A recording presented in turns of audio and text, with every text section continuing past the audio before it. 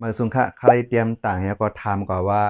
ในไต้เฮาในผู้ใหญ่กวนหลงก็เหลอผู้นำก็เหลอเป็นตัวอย่างดีที่สุดค่ะจ่องมีเนี่ยค่ะเนาะใครถามกว่าจังไหนพี่น้องค่ะถอมเยอะจ่องดีใจลำค่ะในขอถามมันน่ะ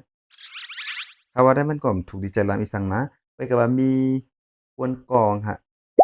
จื่อเพจเนี่ยก็ว่าฮักกวนตีอันฮักเท่าไรเนี่ยค่ะว่านะมาคอมเมนต์ไว้ว่าคือหลานใน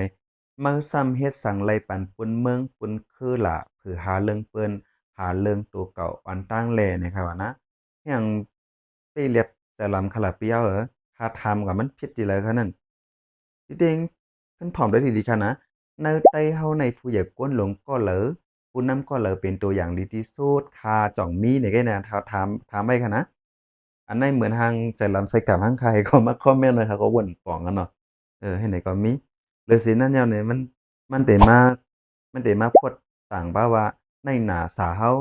เฮ็ดเป็นไรอยู่ฮัดตาถึงมาจั่นอันไหนนี่ครับว่านะนำเอาลิกเสาหินเสาหินงามเย็นแล้วก็มานี่ค่ะนี่ต้องเฮ็ดไรนี่ครับว่านะอันไหนเฮ็ดไรนี่เขาก็ไรกว่าซ้ำกว่าแม่นอิหยังค่ะนะพี่น้องค่ะที่จริงค่ะถามกว่าในข้อความนั้นเป็นข้อถามไว้เพราะว่ามีก็มีบ่มีก็มีนั่นค่ะเนาะบางซื่อก็มาตอบว่าเอ่อ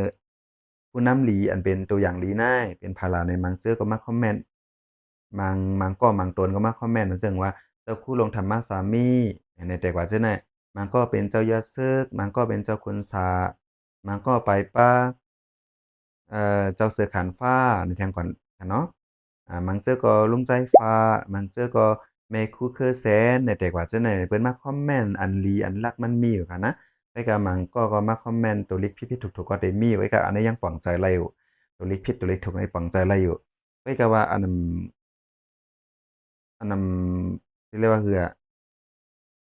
เป็นข้อถามอันกวยเสียถึงที่ปตสออกให้มาว่าจั่งนั้นหาผมปองหั้นนะอันนั้นที่เรียกว่าเป็น PI หาน้องชายหาปลงหาปเฒ่าแล้วก็รูปโพรไฟล์ก็เสิร์ฟไว้เป็นทางการค่ะเนาะก็เบิดนั่นแหละก็ใครว่าแต่สังว่ามีข้อถามแล้วก็มีข้อตอบอันนั้นก็แล้วค่ะนะตามโหลมาที่ว่าคือถึงที่ใส่ต่อสายมาตอบปันกันจั่งนั้นนั่นค่ะเนาะข้อยก็ว่าอันคัดถามก็แล้วก็มันก็อยู่ๆไปก็ว่าผู้นำในไต้เฮาnàyพอมาตกถึงในจึงกำปานำในติกว้างขนาดมาจึงกวนหนุ่มกำปานเหมือเมื่อเหลียวในกระถามด้วยล่ะผู้นำในไต้สู่อันคึกอันเข้มอันจื้อเจอเป็นเผอในกระถามด้วยโลดฟ้องตอบไรปุ๊บปั๊บในกำเหลียวอันวางตอบไรค่ะตอบไร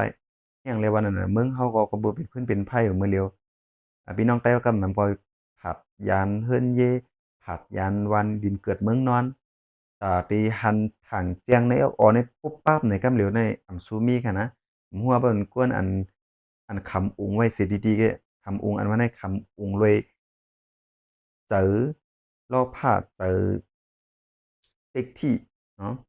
เจออันมีเสียก้อๆมันก็มีเสียจุ้มๆห่มงำไว้ได้ก็ตั้งหูมันติอยู่ที่เตอจุ้มนั้นไว้ค่ะนะตั้งหูมันเต็มออกขอบอันนั้นค่ะเพราะนั้นน่ะมันได้หันอยู่ว่าโอ้น้ำมันเป็นเผานั่นค่ะเนาะมันกวยหันหันเนิดหันอันมันหันไงค่ะแหละตั้งนอกขอบนอกนั้นมันเต็มหันไร ก็เป็นอันผู้นำในพ่อกว่าเอาป้วนอันอยู่ตาสีจุ้มๆตาสีก็ว่าก้วยแต่ก็มันก้วยตีหันป้วนอันอยู่หิมจำมันแหนมนั้นก็กวนอันมันไห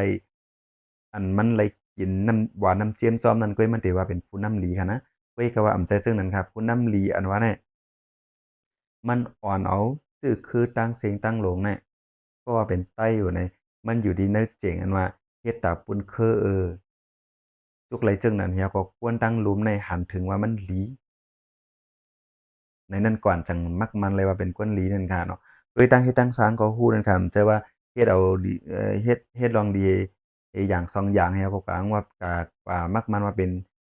ผู้กวนหลีเป็นผู้นำหลีเนี่ยก็ไปจ้างนั่นค่ะเนาะที่เด้งนำกัดผู้นำเนี่ยมันมีน้ำหนักหั้นนะต่างวันค่ะจั่งใดมาเฮ็ดเป็นคลิปอันหนึ่งสิต่างมันพี่น้องเขาค่ะนะตอนนี้ได้ก็มาซับเรื่องนี่ว่าอันค่ะถามกว่าว่าในไต้เฮาใน ผู้อยากกวนหลงก็แล้วผู้นำก็แล้วเป็นตัวอย่างดีที่สุดค่ะจ่องมีในย้อนเบิ่งขอถามอันนี้แล้วและมีปีไซกวนเลาครับ